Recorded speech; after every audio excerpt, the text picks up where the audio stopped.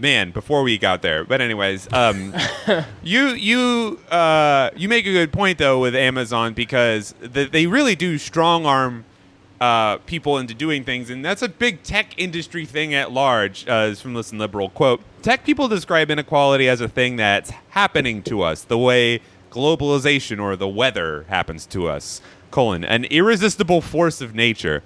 That it also rewards the meritorious and bids down the lives of the unskilled and the poorly graduated makes it seem more like an act of God. In truth, however, nothing is inevitable and very little is new. Tech is no more the root of the problem than our trade or globalization. Many of our most valued innovations are simply methods, electronic or otherwise, of pulling some age-old profit-maximizing maneuver by new and unregulated means. Namely, Uber is circumventing state city laws and safety. Airbnb is the same, but with safety and zoning. And Amazon is basically just, a monopoly. Yeah. They're an everything store. It's the most direct, if you look at it, a monopoly, truly the most direct road to profit. It's the easiest. And if you had no empathy, it would be a really easy choice to make. That is the interesting part of modern capitalism, is that the independent firms have gotten more powerful than public actors. So you just essentially have new kingdoms propping up. You just have to do what Jeff Bezos says. Yeah, and they all, and like a lot of times people will be like, yeah, Comcast and like Optimum or whatever, there may be two big fucking companies, but they're fighting each other. Turns out they don't. They don't fight each other. They don't fight each other. Why would they? There's like they're trying to be the best. It's like, no, they absolutely don't. My internet sucks ass. Yeah. This happened in 2008, actually. Quote, it is a matter of legal record that for years, CEOs of Apple, Intel, Google, Pixar, and others operated much like cartels against their own employees.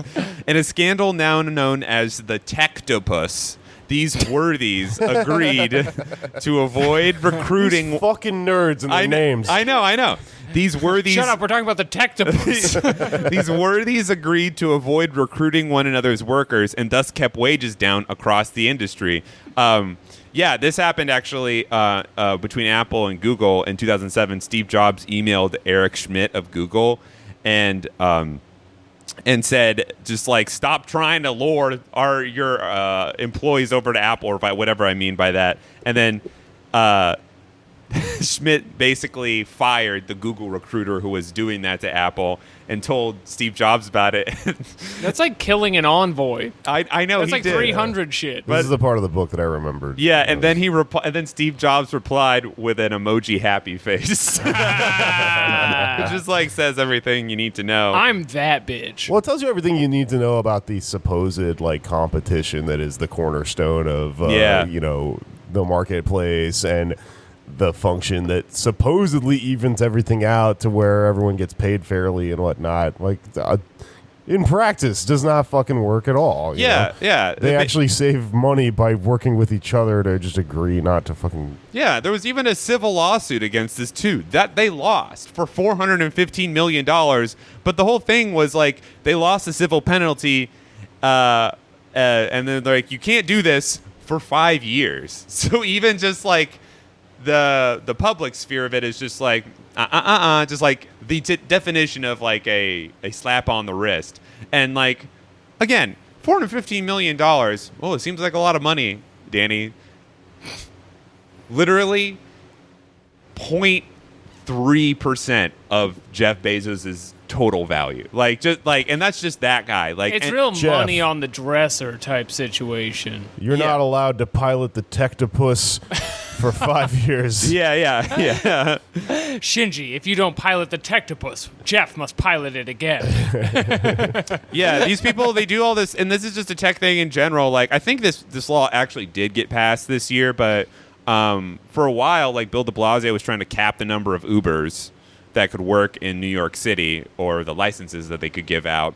And he helped like pass it. He actually, for all the shit Bill de Blasio's like bad at, he actually did help pass that. And then immediately Andrew Cuomo was like, no, I think these tech people actually got something going for him, because he's just a neoliberal ghoul, you know?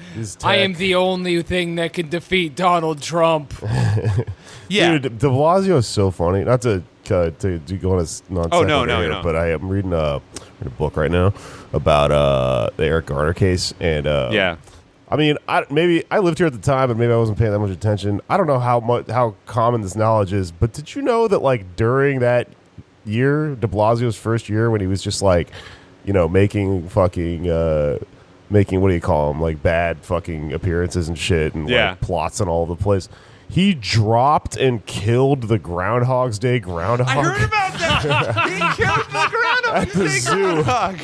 How did it die? It was gaff after gaff, right? And all the unrelated shit in the middle of it. Is he that tall? He went to the zoo to do some shit with the groundhog for Groundhog's Day, and he dropped it like it was a fucking stack of dishes, and it died. And he was having such a bad political year that they tried to cover it up, but he got busted. This is the least interesting Q conspiracy. He killed Punxsutawney Phil. Yeah, dude, it's so funny. Oh my god. The zoo tried to help him cover it up. Look at Punxsutawney Phil's ears. They're different. They're not the same same- Punxsutawney Phil. They switched him. It's There a have fake, been many it's Punxsutawney a fake Phils. Phil. Hey, fake Phil. Body switch Phil. They switched him. They switched him. Yeah, dude, he Bill de Blasio is on the Punxsutawney Phil airplane records. Yeah.